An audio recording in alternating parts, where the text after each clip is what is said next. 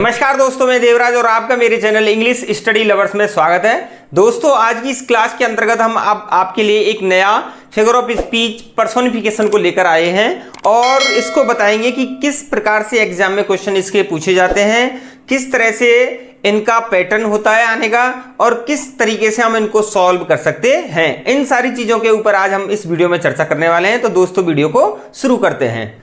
अब देखते हैं दोस्तों कि पर्सोनिफिकेशन होता क्या है और एग्जाम में किस प्रकार के क्वेश्चन पुटअप होते हैं और किन प्रकार से इनको हम सॉल्व कर सकते हैं।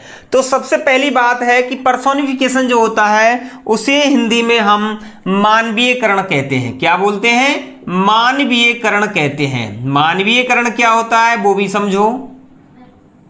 यानी किन्हीं ऐसी चीजों को, यानी जो निर्जीव वस्तुएं होती हैं, जब हम उनको मानवीयकृत कर देते हैं, यानी जब निर्जीव वस्तुएं मानवों जैसा व्यवहार करने लग जाए, तब हम उनको क्या बोलते हैं? मानवीयकरण बोलते हैं, पर्सोनिफिकेशन बोलते हैं। यानी कवि के द्वारा जब निर्जीव वस्तुओं को मानव जैसी एक्टिविटीज कराई जाती है, खुद ही नहीं करते लेकिन कवि के द्वारा ऐसी कराई जाती है। ऐसे बहुत सारे एग्जाम्पल्स हैं जो कवियों के द्वारा लिखे गए हैं और एग्जाम में डायरेक्टली वो पूछे जाते हैं, जो मैंने आपको यहाँ बताए हैं। तो ऐसे एग्जाम्पल्स या ऐसी एक्टिविटीज जब इनएनिमेट ऑब्जेक्ट्स करते हैं, यानी जो निर्जीव वस्तुएं जब मानवों जैसा व्यवहार करती हैं, तो हम उनको क्या बोलते हैं? पर्सोनिफिकेशन या मानवीयकरण बोलते हैं, यानी पर्सोनिफिकेशन बोलते हैं। अब यहाँ पर थोड़ी सी इसकी डेफिनेशन देख लेते हैं। इन पर्सोनिफिकेशन, यानी एक personification is a figure of speech. Personification एक अलंकार होता है।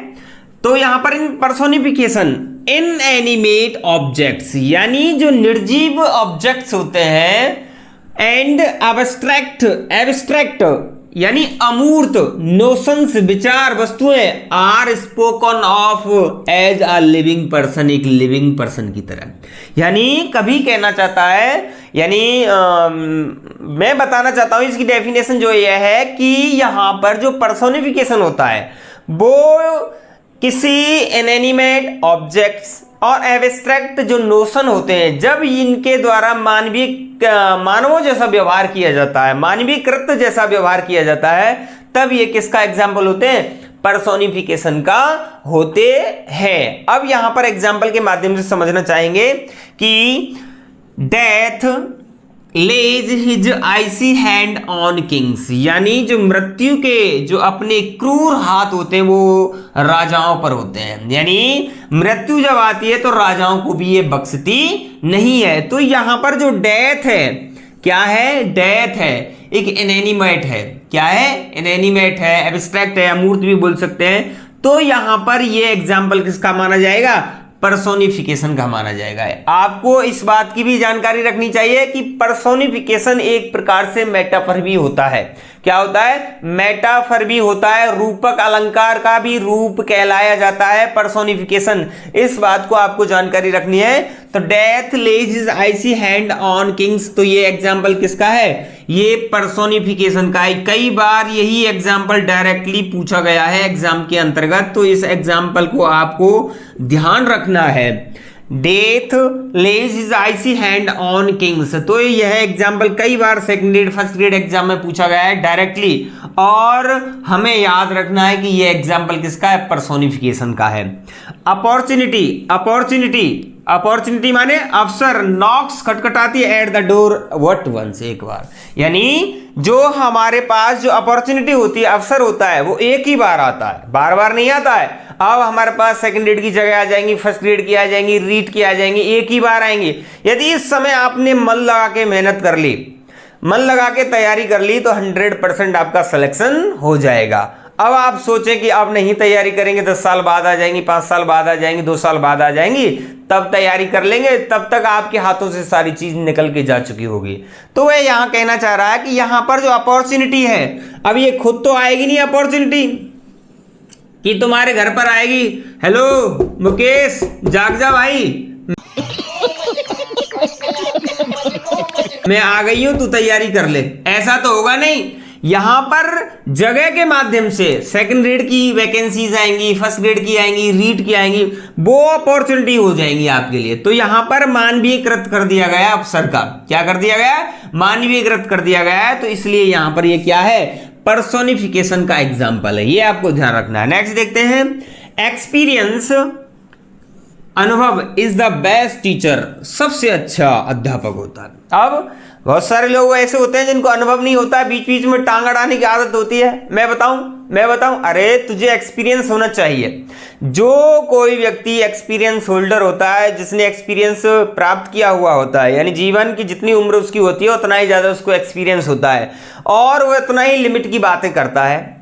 बीच बीच में वो जानता है कहाँ बोलना, कहाँ रुकना है। तो अनुभव व्यक्ति का सबसे बड़ा एक प्रमाण होता है, एक साधन होता है।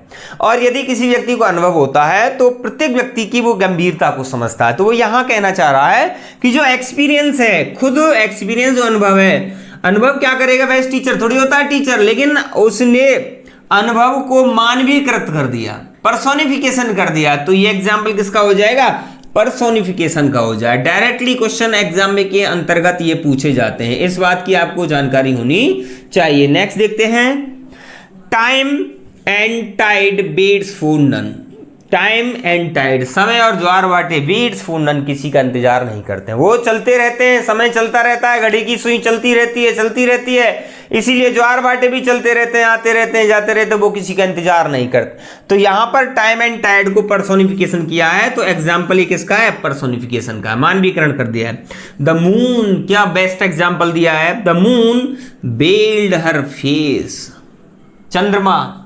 चंद्रमा ने अपने मुंह को ढक लिया, चंद्रमा ने अपने मुंह को ढक लिया, किससे, बादलों से। यहां पर उसको औरत बना दिया है, एक महिला बना दिया है, और उसने घूंघट डाल लिया है, किसने, चंद्रमा ने। तो मानवीयकृत कर दिया है। तो ये एग्जाम्पल किसका है, ये भी किसका है, पर्सोनिफिकेशन का है। नेक्स्ट है, authority forgets a dying king, भूल जाती है अथॉरिटी कि राजा मर रहा है, जिंदा है, सबको भूल जाती है अथॉरिटी। डाइंग किंग, मरते हुए राजा को भूल जाती है कि ये राजा कौन था, कौन है, कौन नहीं है।